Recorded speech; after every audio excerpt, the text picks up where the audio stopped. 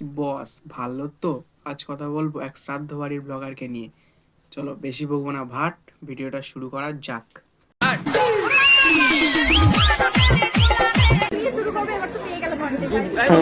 দারুণ ভাবে কন্টেন্ট পেয়ে গেল। দারুণ ভাবেই পেয়ে গেল রে, খুব চিন্তার বিষয়। আচ্ছা, দুটো শ্রাদ্ধ বাড়ির লিডার যদি এক জায়গায় সম্মিলিত হয় তাহলে তো আমরা দারুণ ভাবেই পাবো। আমরা রোস্টারকে কন্টেন্ট দিয়ে দিই।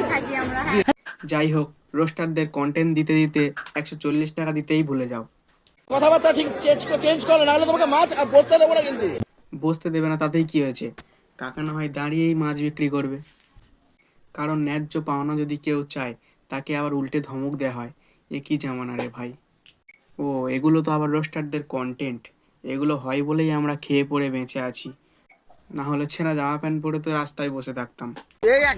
বললাম সব দাদা হয় না, কিন্তু সব দাদা হয় না। ঠিক ঠিক, সব দাদা দাদা হয় না, কিছু দাদা।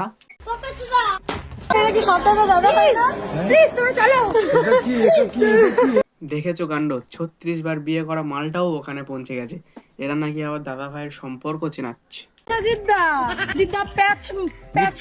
মিথ্যা কথা বলবেন না। যথেষ্ট সম্মান করি আমি। কি বলে?